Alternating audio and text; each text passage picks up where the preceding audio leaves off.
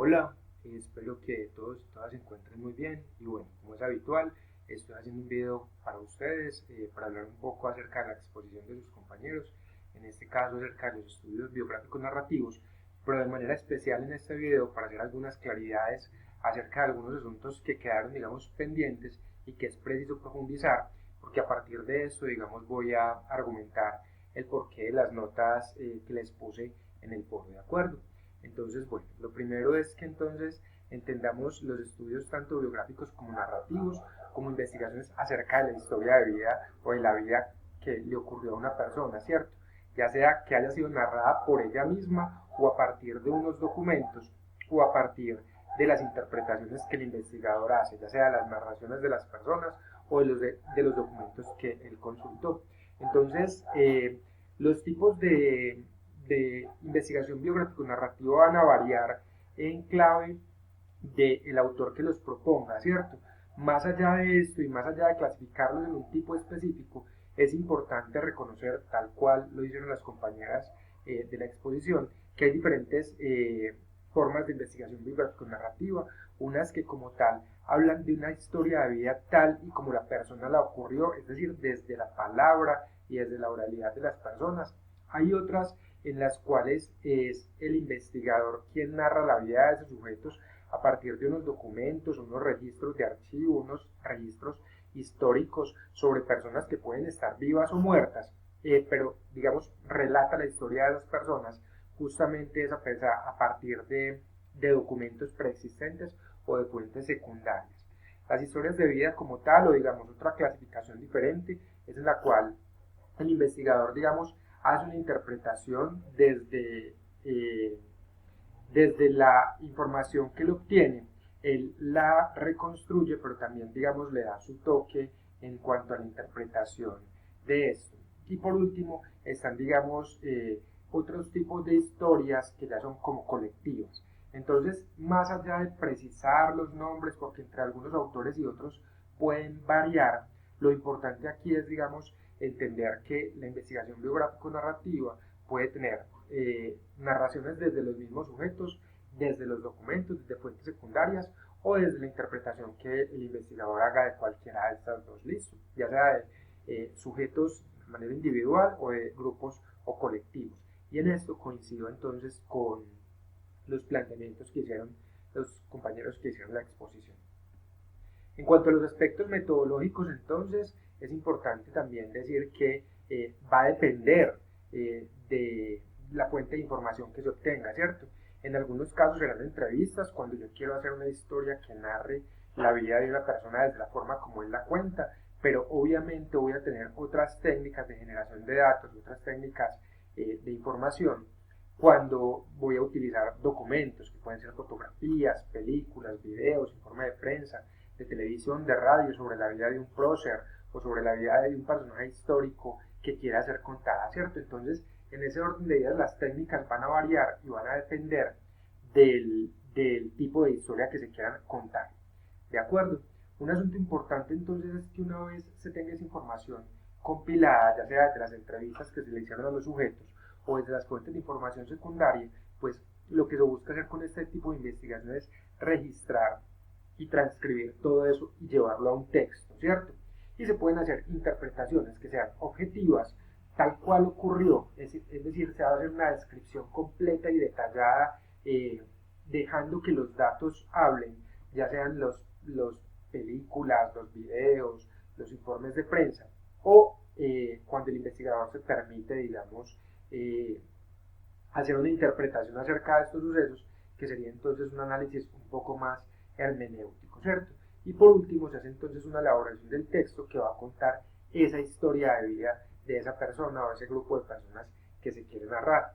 Entonces, unos aspectos importantes que quiero precisar con ustedes, no solo desde la exposición de los estudiantes, sino desde la participación misma de ustedes en el foro, tiene que ver con la fundamentación teórica. La fundamentación teórica entonces de la investigación biográfico-narrativa va a ser múltiple, va a ser variada, ¿cierto? Dependiendo de si va a ser algo que se obtiene de documentos que ya están escritos, entonces la fuente o la fundamentación teórica va a ser la historia, pero si se obtiene, digamos, A partir de los relatos de un grupo de personas podría ser la antropología, la literatura, la sociología, es decir, esa fundamentación teórica va a variar dependiendo de la fuente de información que se tenga y también obviamente del objetivo que se pretende. El muestreo, digamos que un asunto allí que quiero precisar con la exposición de los compañeros es que no es un muestreo a conveniencia o un muestreo no probabilístico. Esto significa que yo me voy a buscar como al que me caiga, ¿cierto? A conveniencia es como, fui y te entrevisté a vos porque vos eras el que estabas ahí. En la investigación cualitativa no se utilizan este tipo de muestreos o no es muy recomendable utilizarlos, y menos para este caso. Aquí se utiliza un muestreo intencional o con propósito. ¿Y por qué es intencional o con propósito? Porque yo tengo la intención de entrevistar a esa persona porque es justamente el relato de vida de esa persona el que quiero narrar. O voy a buscar de manera intencional los documentos que me hablen de la historia de vida de una persona. Entonces no hablaríamos de muestreos a conveniencia, sino que siempre se va a hablar de muestreos intencionales o con propósitos. Importante, las preguntas que se hacen en las entrevistas.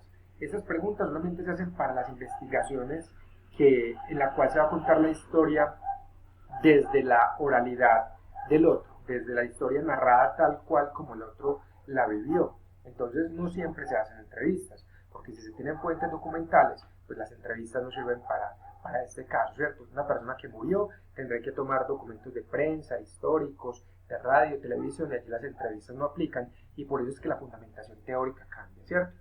Importante cuando se vayan a hacer entrevistas es que esas entrevistas tienen que ser en profundidad y no entrevistas semiestructuradas, ¿cierto? En tanto, yo no voy a plantear un asunto procesual, sino que quiero simplemente saber la historia de vida de esas personas. En ese orden de ideas, uno en la investigación cualitativa uno utiliza preguntas en las entrevistas como ¿por qué ocurrió tal cosa? O ¿por qué pasa tal cosa? ¿Cierto?